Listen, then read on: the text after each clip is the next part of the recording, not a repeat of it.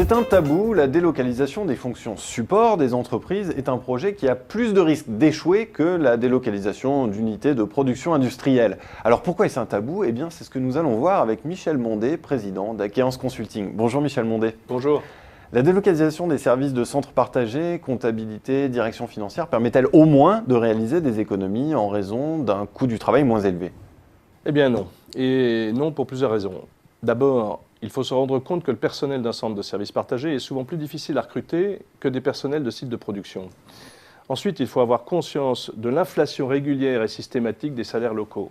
C'est d'autant plus vrai dans les places de délocalisation. Au-delà de cette inflation, la surenchère locale entre les groupes délocaliseurs est fréquente.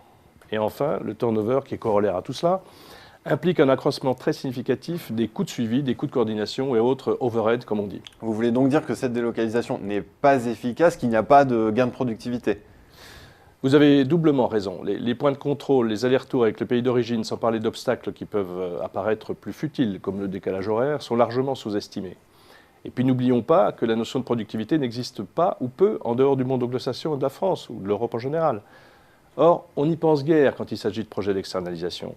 Cela signifie qu'il est très difficile de manager une productivité localement. Il y a donc des spécificités locales qui sont occultées? Oui, et encore, je n'ai pas abordé une question encore plus cruciale qui est celle de la corruption.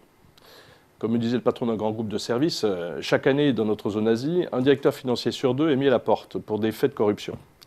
L'Europe de l'Est, l'Amérique latine ne font pas exception à tout cela, mais c'est vrai qu'en France, on est moins confronté à ce problème et donc, au départ, on le sous-estime. Mais alors pourquoi, en dépit de ce manque d'efficacité que vous nous décrivez, on n'assiste pas à un mouvement de relocalisation de ces services partagés? Tout simplement parce qu'une fois que le processus est engagé, ceux qui l'ont décidé ont du mal à reconnaître leurs erreurs. Et c'est là qu'il y a un tabou qui touche à notre bon sens cartésien. Les équipes de management des délocalisations ont dû mesurer les impacts, mais plutôt mal. Elles ne peuvent que constater ces dérapages, ne reconnaissent pas vraiment leurs erreurs, et les activités délocalisées se trouvent en plein milieu du gué, ce qui est évidemment la pire des situations.